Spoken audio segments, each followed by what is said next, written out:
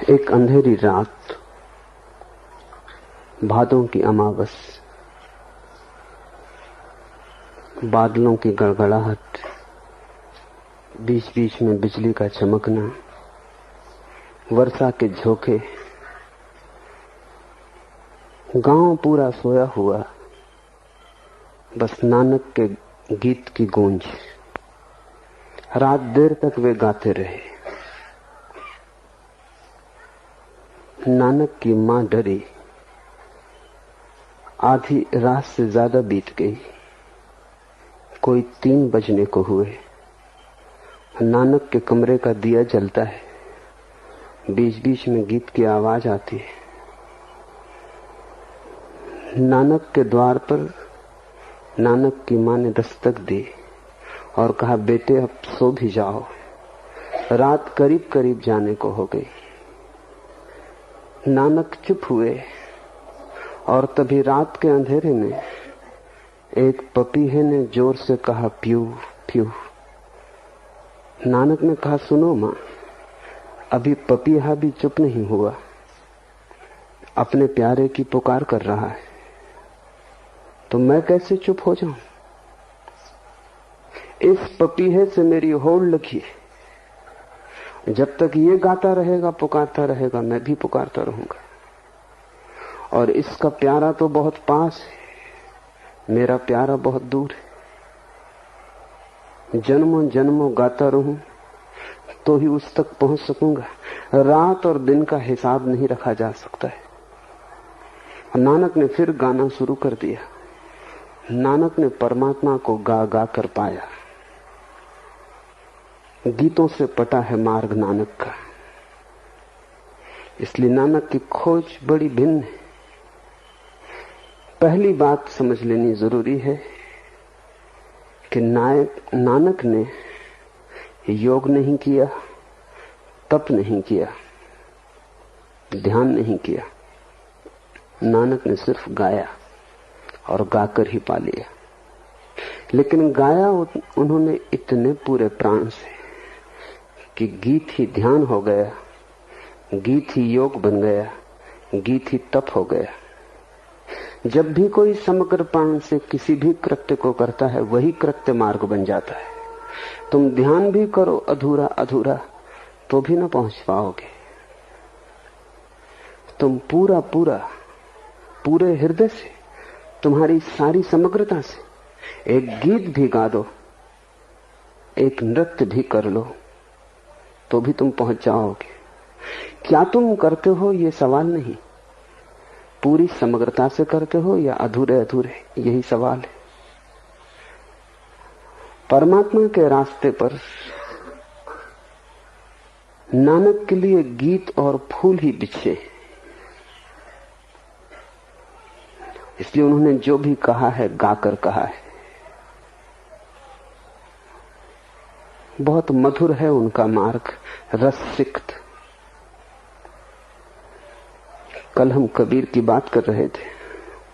सूरत कलारी भई मतवारी, मधवा पी गई बिन तौले। नानक वही है जो मधुआ को बिना तौले पी गए, फिर जीवन भर गाते रहे। ये गीत साधारण गायक के नहीं, ये गीत उसके हैं जिसने जाना है। इन गीतों में सत्य की भनक, इन गीतों में परमात्मा का प्रतिबिंब है।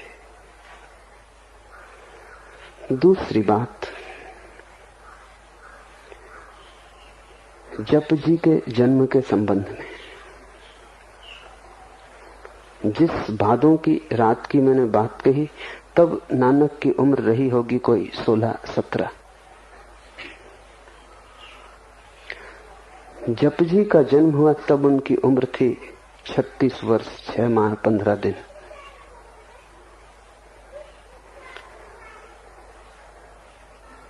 जिस घटना का मैंने उल्लेख किया, उस भादों की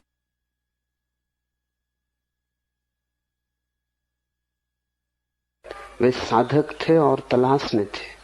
प्यारे की पुकार चल रही थी, प्यू प्यू। अभी पपीहा रट लगा रहा था, अभी मिलन ना हुआ था। जप जी का जब जन्म हुआ, ये मिलन के बाद उनका पहला उद्घोष है। पपीहा ने पा लिया अपने प्यारे को, प्यू प्यू की रटन पूरी हुई, मिलन हो गया। उस मिलन से जो पहला उद्घोष हुआ है वो जप जी है। इसलिए नानक की वाणी में जो मूल्य जप जी का है वो किसी और बात का नहीं। जप जी ताजे से ताजे खबर है उस लोक की। वहां से लौटकर उन्होंने जो पहली बात कही वो यही है। उस जगत से इस जगत में आकर जो पहले शब्द निर्मित हुए वही जप जी है। उस घटना को भी समझ लेना है। नदी के किनारे रात के अंधेरे में अपने साथी और सेवक मर्दाना के साथ वो नदी तट पर बैठे थे। अचानक उन्होंने वस्त्र उतार दिए, बिना कुछ कहे वो नदी में उतर गए। मर्दाना पूछता भी रहा, क्या करते हैं? रात ठंडी है, अंधेरी है। दूर नदी में वे चले गए। मर्दाना पीछे पीछे गया। नानक ने डुबकी लगाई। मर्दाना सोचता था कि क्षण दो क्षण में बाहर आ जाएंगे, फिर वो बाहर नहीं आए। 10-5 मिनट तो मर्दाना ने राह देखी, फिर वो खोजने लग गया कि वो कहां खो गए।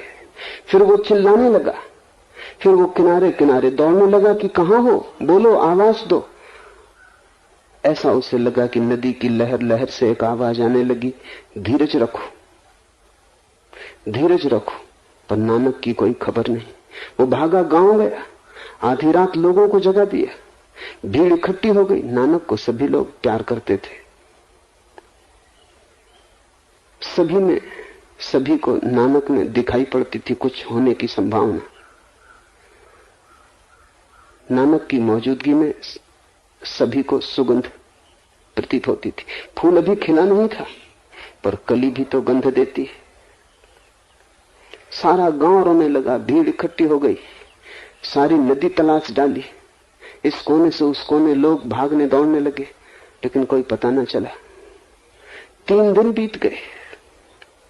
लोगों ने मान ही लिया कि नानक को कोई जानवर खा गया, डूब गए, बह गए, किसी खाई खंड में उलझ गए। मान ही लिया कि मर गए। रोना पीटना हो गया। घर के लोगों ने भी समझ लिया कि अब लौटने का कोई उपाय न रहा। और तीसरे दिन रात अचानक नानक नदी से प्रकट हो गए। जब वे नदी से प्रकट हुए तो जप जी उनका पहला वचन है। ये घोषणा उन्होंने की। कहानी ऐसी है, कहता हूं कहानी। कहानी का मतलब होता है जो सच भी है और सच नहीं भी। सच इसलिए है कि वो खबर देती है सच्चाई की, और सच इसलिए नहीं है कि वो कहानी है और प्रतीकों में खबर देती है। और जितनी गहरी बात कहनी हो उतनी ही प्रतीकों की खोज करनी पड़ती है। नानक जब 3 दिन के लिए खो गए नदी में, तो कहानी है कि वे प्रकट हुए परमात्मा के द्वार में।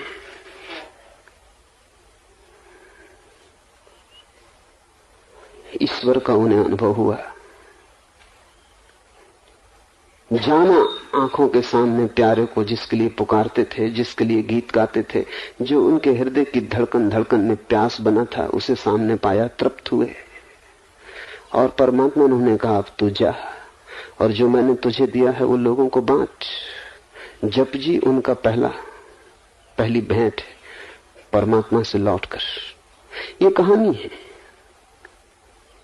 इसके प्रतीकों को समझ लें।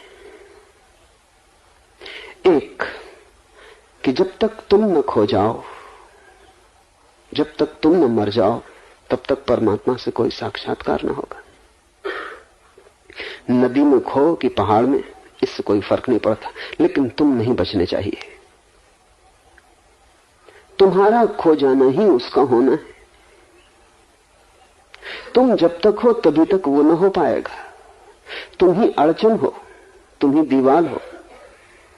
तो ये जो नदी में खो जाने की कहानी है, तुम्हें भी खो जाना पड़ेगा, तुम्हें भी डूब जाना पड़ेगा।